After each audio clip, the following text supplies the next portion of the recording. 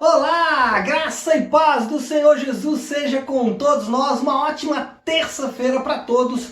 Terça-feira, dia 27 de outubro de 2020. Bom, terça-feira, como temos feito aí já há algum tempo, é dia de falarmos de declaração de fé. E nós estamos falando do artigo de número 17, que é a família. E no artigo de número 17, falamos na semana passada, nós temos ali um inciso, primeiro, nós temos um parágrafo que é sobre o divórcio, ou seja, tratamos exclusivamente do divórcio quando estamos falando de família. Eu sei que é um tema extremamente polêmico, eu sei que é um tema difícil de ser tratado em um vídeo de 5 minutos, porém, nós temos algumas bases, alguns fundamentos, alguns princípios, alguns mandamentos que não podemos deixar para trás, que não podemos abandonar. Então, o que eu quero dizer aqui inicialmente é que isso aqui é regra, Algumas nuances podem acontecer, mas, grosso modo, isso aqui é o que nós temos na palavra de Deus e o que procuramos perseguir, porque esse é o nosso objetivo. Então dissemos o seguinte: posto que a corrupção do homem seja tal que o incline a procurar argumentos a fim de indevidamente separar aqueles que Deus uniu em matrimônio, ou seja, a primeira coisa que falamos é o seguinte: que o homem, em sua tendência natural, em sua natureza pecaminosa, ele sempre vai se inclinar para buscar argumentos para dissolver o casamento. Argumentos esses que são os mais variados possíveis. Porém, nenhum deles encontra, obviamente, qualquer indício bíblico.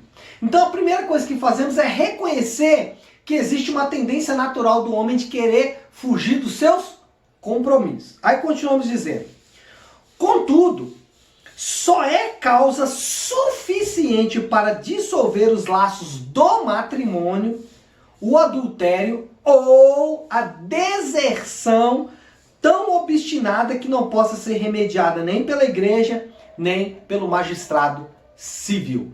Então, afirmamos alguma coisa importante aqui, que só duas coisas podem dissolver o casamento de acordo com o texto bíblico. Primeiro é o adultério e segundo é o abandono de forma obstinada por um dos cônjuges que fazem parte desse matrimônio. E esse abandono ou adultério são biblicamente os motivos para os quais nós podemos então levar a um divórcio. Os textos são Mateus 19:9, diz: eu porém vos digo, quem repudiar sua mulher, não sendo por causa de relações sexuais ilícitas, e casar com outra, comete adultério. E o que casar com a repudiada também comete adultério. Ou seja, o próprio Jesus deixou essa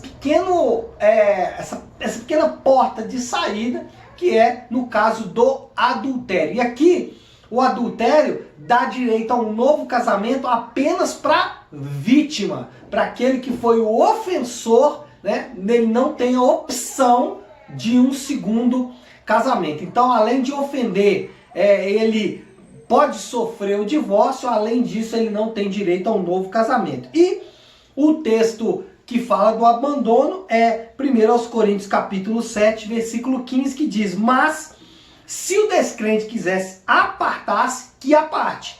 Em tais casos não fica sujeito à servidão, nem o irmão, nem a irmã, Deus os tem chamado à paz. Ou seja, quando um dos cônjuges quer ir embora indiscriminadamente, é então um motivo para dissolução do casamento. Alguém pode perguntar: pastor, e a violência física? Bom, eu tenho uma tendência a adotar a posição, especialmente do pastor Augusto Nicodemos, que provavelmente deve ser a posição da igreja presbiteriana, que é de a violência física, psicológica, sexual, de um dos cônjuges, constitui-se o abandono, constitui-se a quebra desse princípio aqui de 1 Coríntios capítulo 7, versículo 15. Mas como eu disse para vocês, a regra geral é adultério e abandono. E, por último, afirmamos o seguinte em nossa declaração de fé.